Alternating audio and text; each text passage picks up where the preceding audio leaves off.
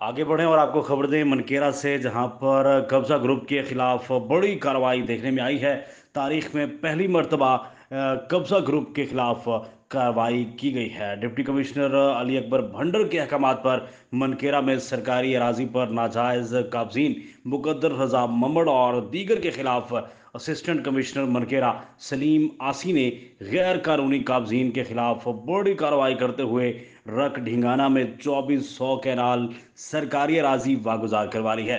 वागुजार करवाई गई सूबाई हुकूमत की मिल्कियत अराजी ज़राई नोयत की है और जिसकी मौजूदा डीसी कीमत तकरीबन 150 मिलियन रुपए बनती है। वागुजार करदा सरकारी अराजी में तामीर शुदा मकानात को मसमार कर दिया गया है और नाजायज़ काबिज़ीन के खिलाफ FIR भी दर्ज करवा दी गई है। मज़ीद आपको आगे बताएं कि खबर आ रही है हमें मनकेरा कब्जा ग्रुप की जानिब से। एक मरतबा फिर से आपको बताते चलें, मनकेरा ज़िला भक्कर की तहसील पंजाब की सबसे बड़ी, बल्कि पाकिस्तान की सबसे बड़ी तहसील बताई जाती है, जहां पर सरकारी अराजी जो कि 2400 कैनाल बताई जा रही है, कब्जा माफिया ग्रुप से वागुजार करवा दी गई है। मौके पर अकबर अली भंडर और दीगर इंतज़ामिया के अरकान भी मौजूद थे, जबकि कब्जा माफिया के खिलाफ FIR भी दर्ज कर ली गई है। तमाम तर अराजी पर बनाए गए मकानात को भी मसमार कर दिया गया है